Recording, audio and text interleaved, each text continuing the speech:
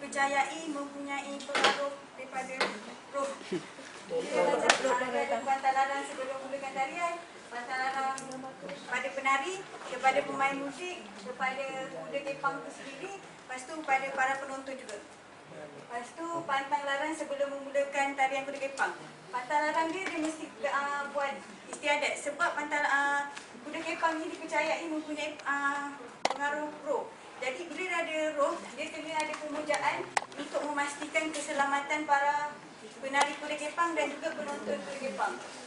Masa istiadat pembukaan ni, dia buatlah pangkang bunyian ke apa tu kan. Dengan bomo tu baca mantra. Contoh mantra dia? Tak ada. Tak. Ada tapi tak ada. Tak. Yang dalam itu dia tak mengaku ada, dia menafikan. Dia menafikan Dia ada sebenarnya. Dia kata cuma bacaan daripada Al-Quran semua ayat. Semua ayat Quran cuma dia cakap macam tu. Ya, awak dapatkan mantra tu. Takkan semua nak paksa. Dapat? Okey, pantang larang bagi pemain kuda kepang.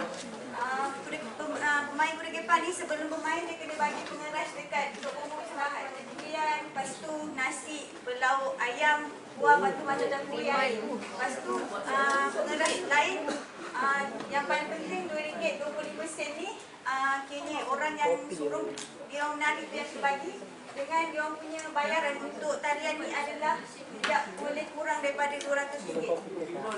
Seorang penari ke? Tak, untuk persembahan tu tak boleh kurang daripada RM200. Ini kebiasaannya bayaran dia dalam RM3,000 ke RM4,000 macam tu lah. Dia dapat ni. Lepas tu tidak boleh melihat kain merah ni, dia memang semua jadi lah. Syarat utama dia memang tak boleh lihat kain merah.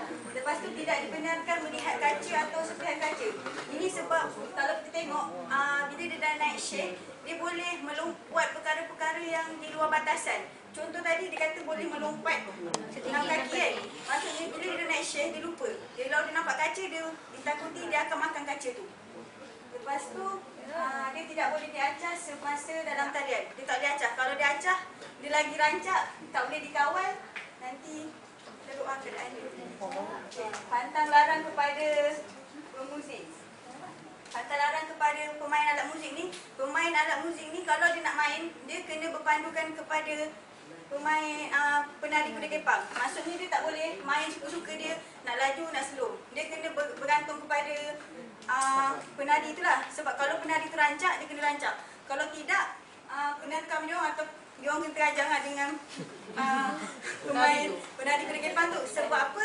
Bila dia ada orang buat temu ramah, dia kata orang yang naik shade ni lah, dia kata masa dia tengah naik shade tu, dia bermimpi macam dia tunggang kuda dan dia tunggang kuda dan masa dia tunggang tu, dia menari-nari dan dia dengar muzik. Bila dia dengar muzik tu, lama-lama muzik tu macam slow-slow, dia akan kejar muzik tu.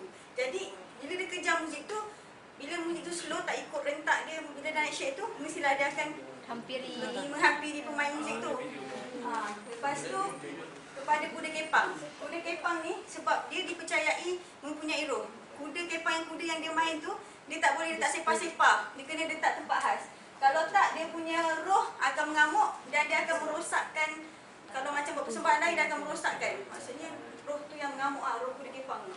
Lepas tu kepada penonton dia tak boleh suka-suka je dia nak untuk orang yang tengah menari kuda kepang tu. Kalau tidak, adalah yang dia kena musibah. Lepas tu gelanggang kuda kepang.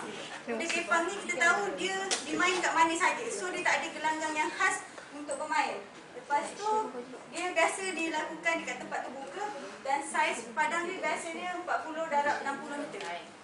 Okey, sekian terima kasih. Ini yang tanya awak.